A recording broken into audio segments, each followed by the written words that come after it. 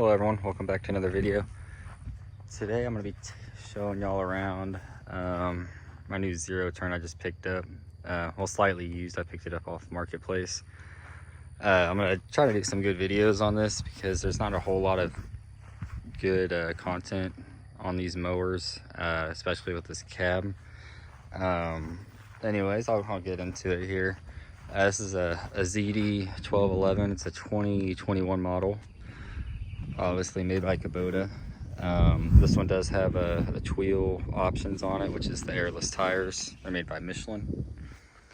And it also has the 72-inch deck as opposed to the 60-inch deck. That's also an option or standard on these. So you get a little bit wider cut on it. I'll just go ahead and do this video is just gonna really be a walk around of it. I'll go ahead and just start with the mower first. I already explained that. Up here we have an axle that articulates. It also has this handle here. If you spin this, it will actually jack the front of the mower up so you can change your blades out. It's a pretty good feature if you're out in the field and you need to check your blades for something.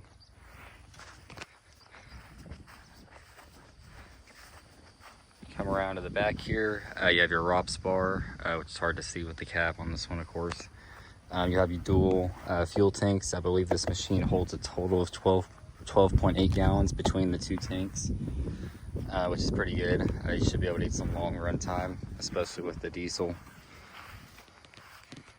So on the back here, this is obviously where the engine's at. You won't have this on a usual ZD1211. This is the AC compressor for the cab, obviously. You can see up in there. To pop this open, there's actually a lever inside. It's a little hard to do one-handed. I'll open it here and we'll take a look. Just like that, it's open. So it won't be hard if you don't have a cab on it, but the cab makes it a little difficult because you have this liner back here for insulation. And here you'll find the Kubota is a D1211, which is just a 3-cylinder, I believe it's 1100 cc diesel.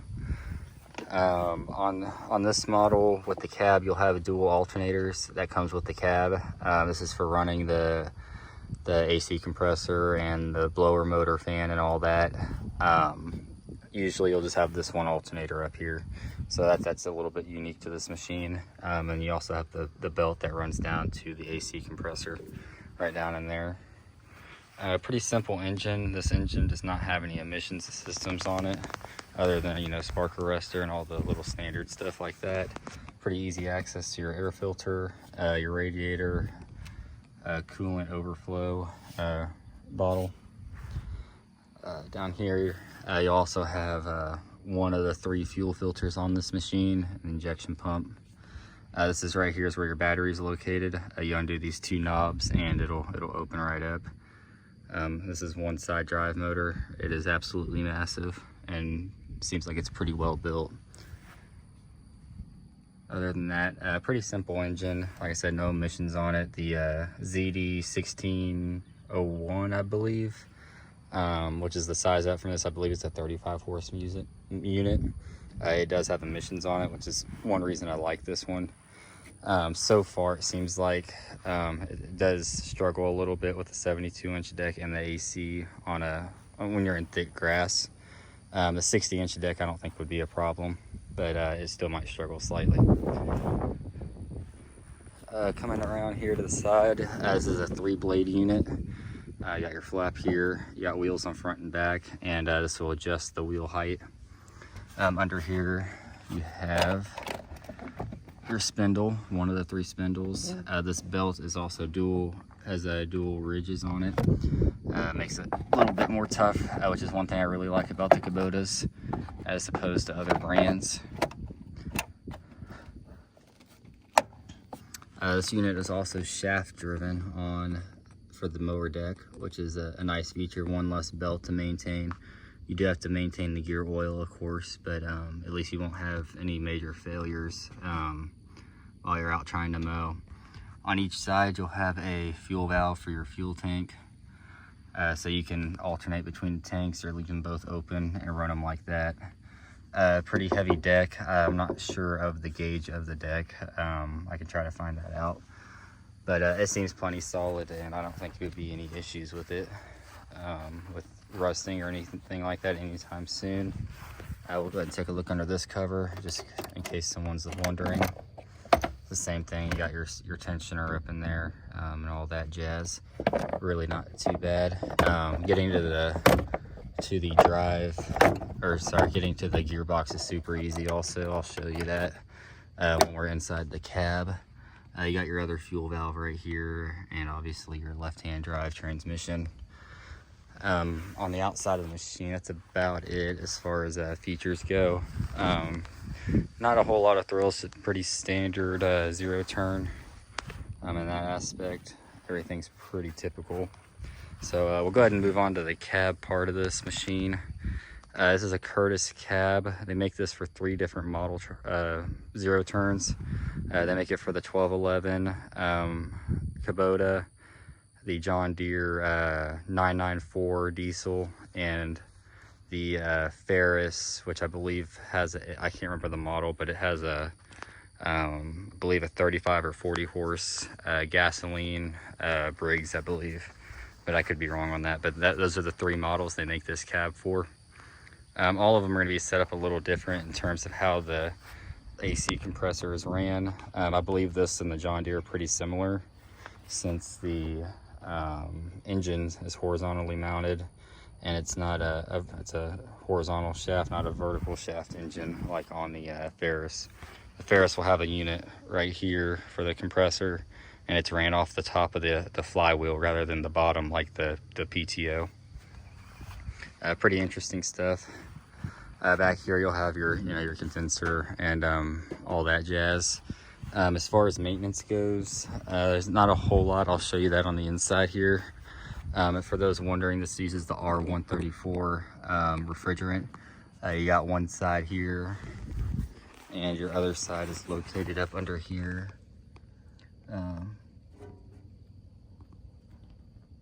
Sorry, it's a little hard to see, but the high and low side, they're both there. We'll go ahead and walk around, take a look. It does have a metal frame, and then it has this polycarbonate plastic as the cab. I do have a few little cracks around these from the previous owner tightening them up too much, which does concern me in terms of the long term on this thing. But hopefully it'll be all right. They ended up putting some spotlights on the top here, which aren't real bright, but they do better than nothing. This one does have tint on it, which is not standard. This was done aftermarket, as you'll see, because it doesn't look that great. But sorry I didn't wash the inside of this thing. I'll just hop in here, or I'll show y'all around this section here. So it'll come with the boot kits and with the cab. This will make it to where the dust will stay out. It's also sealed along the edge of the frame here and along the door frame as well.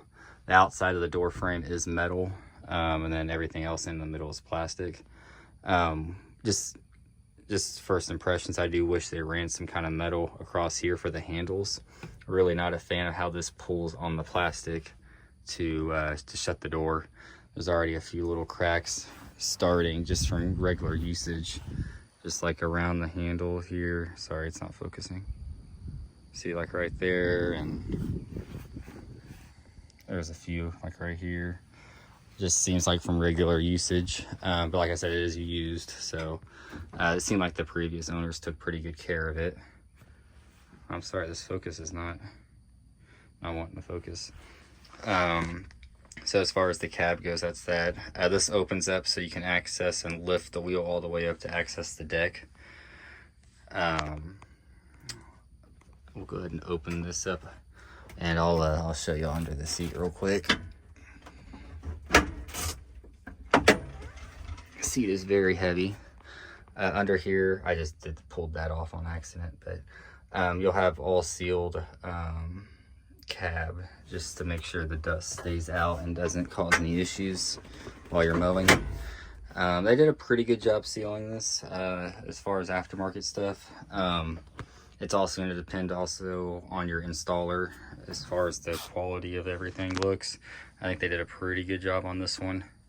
I do have one little gap back here, which I'll fix, which not a big deal, but sitting in here, you have this almost like a foam on the roof as insulation. Also have shocks for the doors, of course, just like on most cab machines, which is nice. As far as the AC controls, they're behind you, which is a little inconvenient. But you have your 4 speeds here for the, oh sorry, I take that back, 5 for your temperature setting, and then this one controls the fan. You have 3 speeds. Inside here, this is where you access your filter for the air. This is where the air comes out, of course, and you can aim it. It blows right at the back of your head, which feels nice. I also got that same foam material on the back here to provide insulation and sound deadening, which is nice. So, as far as the cab goes, that's about it. You got your handles. Overall, pretty, not a whole lot of thrills with it. Pretty, just ready to use, utilitarian. Nothing crazy. You do have these rails up here, which is nice. I just noticed that for running wires and stuff. I'm sure it adds some rigidity to it as well. As far as the mower goes, we'll start with the maintenance here. So this is where you can access your drive. So that's your dipstick for your gearbox. And you have your 2 filters for each tank. The filter on the back was just the main filter for any fuel going to the engine. This one does each tank. There's no valve to switch between them unless you want to turn the fuel flow off at the tank itself. There's not a quick valve that changes it. On the floor here, you'll have your park brake. This works by pushing that in. You push that and it locks it. It's pretty simple. I like it. Here's your deck controls. So this will go down. This will go up and this will go down whenever the machine's running. You can put it down while the machine is off, which is nice if you forget to lower it before you get out. Come over here to the left side, we have a cup holder, another cup holder, and a deeper cubby. You got your screen here. I'll go ahead and turn this key on to show you. You can see this machine has 32.7 hours. Over here you'll have your temperature, your hour meter, voltage for the battery. This one stays high all the time because it has 2 alternators. Your fuel level, and then of course you got your glow plugs, oil pressure, temperature, battery, neutral park, PTO. These are for the lights on the roof. That's aftermarket. The key is located on the other side here. So this will engage your PTO. It's a mechanical lever, which I like. This will run your RPMs. Nice lever. And this will control your deck. So you just raise the deck up with the pedal, set this, and then lower it down. It'll go to whatever height you would like. And then of course the key, like I said. Really nice armrest. I like these so far. The seat's very comfortable, and you can control the spring setting right there. So it feels nicer than my LX 2610 seat for sure. Let me go ahead and fire it up for you. It's fairly quiet in the cab. Of course, it's going to get a lot of rattles and stuff in here just from the machine being jolted. We'll go ahead and raise our deck up, just like that. And we can go ahead and choose which setting we want. So if we want it on, say, 3.5 here, 3.5, you push the pedal down, it'll go to that height. I love how fast it goes up and down. Very convenient compared to the old school manual ones that I'm used to. Just makes it super nice. Big fan of that so far. I'll go ahead and turn this off. But pretty simple controls. I like everything positioning wise and ergonomics. And you also got your filters and stuff underneath the seat here for the hydraulics. I don't want to mess with the foam lining in there. I forgot to mention too, they do have a non-slip tape there, and this is also part of the cab frame here. This is not factory. So as far as the cab and everything goes, that's basically the quick walk around of it. Pretty simple. It is expensive, but I'm hoping the air conditioning and the dust prevention will help, you know, justify the cost of it. I did get it used, so I did save quite a bit of money, but hopefully I don't have any issues with it. But like I said, I'll keep y'all updated. I'm gonna do a lot of videos on it, comparing it to my my old tractor. I'll throw a clip of that in here at the end, just so y'all can see it and get a good idea of how the comparison videos are gonna go. I'd like to do a video mowing with this my whole lawn, and then do the tractor and just compare the speed versus the zero turn, because the tractor has a lot of benefits for the price. I'll cut to that real quick. So here's my this is a 2021, I believe, LX 2610. There you go.